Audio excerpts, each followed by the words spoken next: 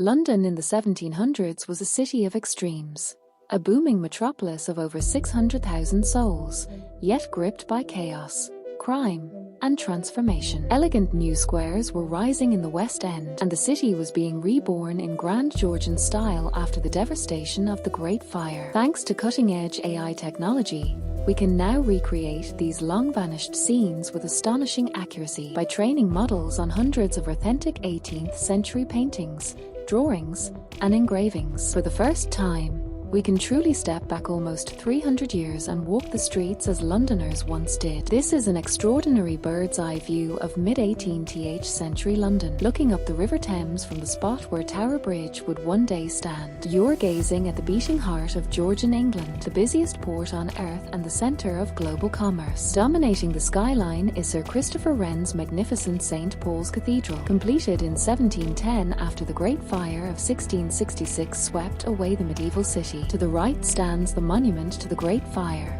a towering dark column and permanent reminder of the disaster that reshaped London forever. The Thames itself is a forest of masts, sailing ships, lighters, and wherries jostle for space. This river was London's great highway, alive with trade from every corner of the growing British Empire. Notice the famous Old London Bridge, still crowded with houses and shops exactly as it had been for centuries, its 19 arches choking the flow of the river beneath. This view captures London at the peak of its Georgian prosperity, transforming from a cramped medieval capital into the nerve centre of an emerging global superpower. Next, the iconic prospect from One Tree Hill in Greenwich Park, looking northwest toward the city in the mid-18th century. You're standing on what would later become one of the most important places on the planet. In 1884, Greenwich was chosen as the home of the prime meridian, the line from which all longitude on Earth is measured. Below you, the elegant Queen's House sits perfectly framed between the grand colonnades of the Royal Hospital for Seamen, completed in 1751, Britain's answer to Les Invalides in Paris. These Baroque masterpieces by Sir Christopher Wren and Nicholas Hawksmoor were triumphant declarations of Britain's mastery of the seas. Greenwich was the maritime gateway to London, and this elevated viewpoint let visitors survey the entire approach to the capital. The fashionably dressed figures in the foreground are enjoying what was considered one of the finest views in England, a prospect that has captivated artists and writers for over 3 centuries and remains almost unchanged today. This is Leicester Square in the middle of the 18th century, one of London's most fashionable residential addresses. The grand mansion dominating the centre is Leicester House,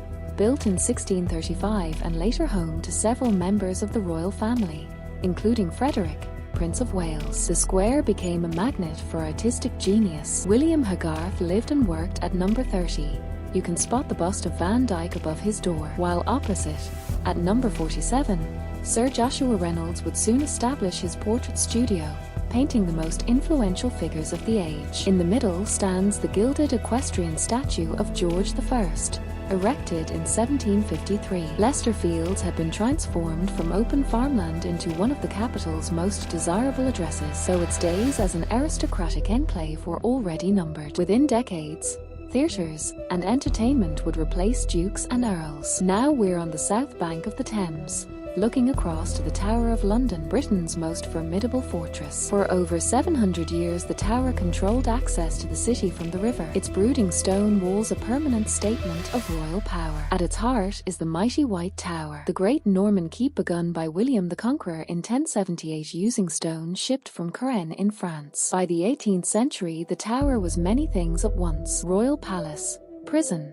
armory, mint, and treasury for the crown jewels. The waterfront below was the main entrance for prisoners arriving by barge through the infamous Traitor's Gate, among them Anne Boleyn and Sir Thomas More before their executions. The river teems with vessels, from royal barges to merchant ships, all passing beneath the tower's watchful guns. This is the bustling courtyard belongs to the Royal Exchange, where global commerce converged under one magnificent roof. Founded by Sir Thomas Gresham in 1565 and modelled on the Bourse in Antwerp, this was England's first purpose-built centre of trade. Twice a day a bell rang and merchants from every nation on earth fluttered into the open courtyard, shouting deals in dozens of languages, scribbling contracts, exchanging bills of exchange. The arcaded walkways housed luxury shops, booksellers, map sellers, and In these very galleries, the coffee house where Lloyd's of London began insuring the world's ships. This single building turned London into a financial superpower and became the prototype for every stock exchange from New York to Hong Kong. This is St. James's Square in the mid-18th century, the absolute pinnacle of aristocratic London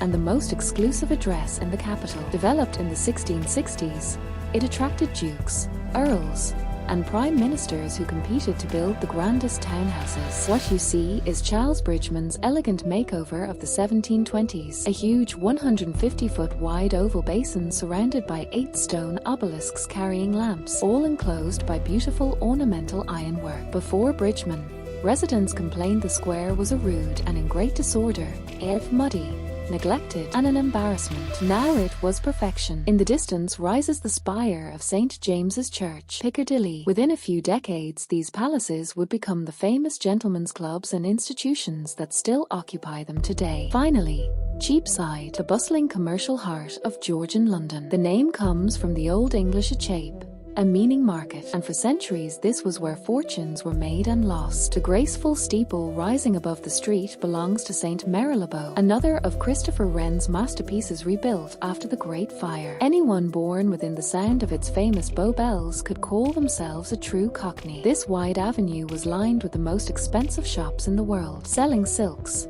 jewels, spices, books, everything a growing empire could desire. Cheapside was the Oxford Street and Wall Street of the 1700s rolled into one, the place where London's ambitious merchant class built their empires one deal at a time. History has left us thousands of these priceless engravings and paintings, frozen moments waiting to be brought back to life. So tell us in the comments, which historic city would you like us to revive next? Your suggestion might become our next video. Thanks for watching, and we'll see you in the past very soon.